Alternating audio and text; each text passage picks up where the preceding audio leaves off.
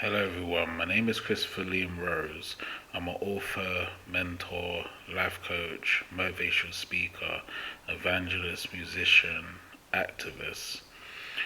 And in this podcast and audio for the Spiritually Helping Other People podcast, we're going to be talking about a very particular message for the Buddhism religion. And in this podcast and audio, we're going to be talking about spiritual Nirodha. And I'm going to be explaining a bit about it in the Buddhist tradition and how spiritual Nirodha is one of the third noble truths and how it affects Buddhism and life as a Buddhist. Also in the Spiritually Helping Other People podcast, I've been sharing this podcast to inspire humanity to learn about Jesus Christ, Jehovah and Buddha. I've also been sharing the Spiritually Helping Other People podcast to inspire humanity to learn about faith, spirituality, fate and religion. And I've also been sharing the Spiritually Helping Other People podcast to inspire humanity to learn about helping other people, giving back and making a difference. Now, in this audio and podcast, we're going to be talking about spiritual Nirodha.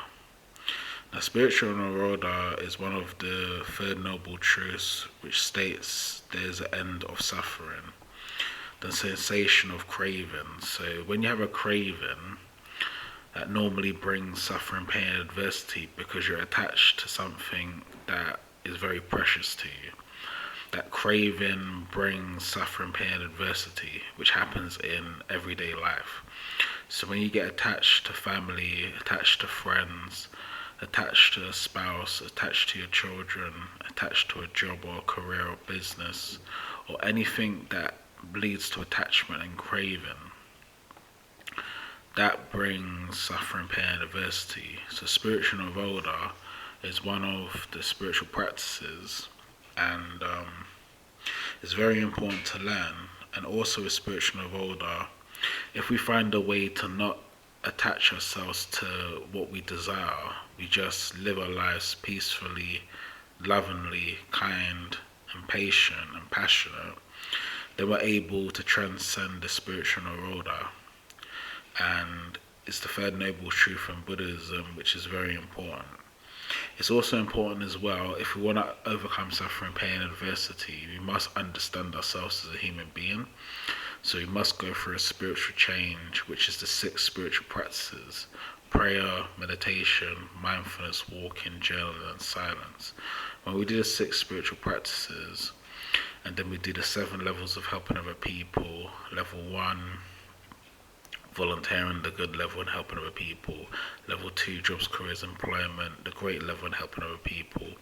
Level 3, business, entrepreneurship, the highest level and helping other people. Level 4, faith and spiritual, the spiritual levels and helping other people. Level 5, spiritually helping other people who help other people, the teaching levels and helping other people. Level 6, spiritually helping other people to spiritually change, the spiritual change levels and helping other people. And then level 7, spiritually helping other people in spiritual truth, the spiritual enlightenment levels and helping other people. This is the way we can transcend spiritual nirvana. And in life, all human beings have a craving to something. So once we eliminate the cravings that we have in our lives and our certain desires that we have for our lives, then we can find the ending of suffering, pain, and adversity. But we have to go through a spiritual change within the psyche and the psychological mind, which is by doing the 6 spiritual practices and the 7 levels of helping other people. And also in Buddhism, spiritual nirvana also helps you to find spiritual enlightenment.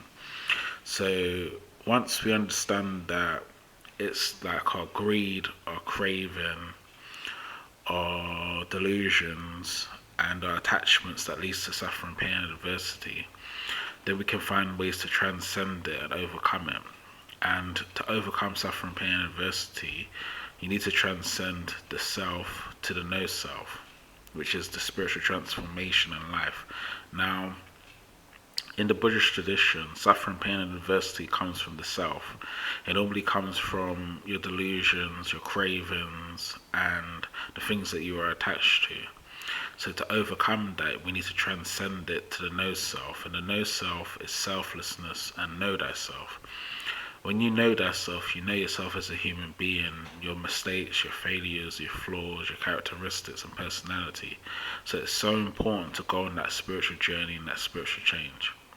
Now, spiritual nirvana is the third spiritual noble truth in the Buddhist tradition. And we need to detach from our cravings and detach from the things that are going to make us actually have suffering, pain, and adversity. So it's so important that we try to live faithfully, spiritually, and truthful, and we end suffering, pain, and adversity by stopping the attachments, stopping the cravings, and stopping the sensations that leads to suffering, pain, and adversity. And that's when we find nirvana and heaven on earth. So it is possible.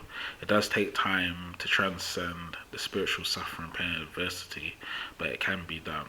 And spiritual nirvana is part of that journey to get you to spiritual enlightenment.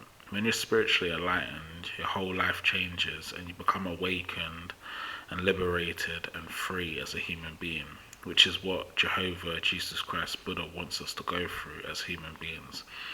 So I hope this has helped. Remember, spiritual nirvana is the third noble truth, the sensations to craving and attachment.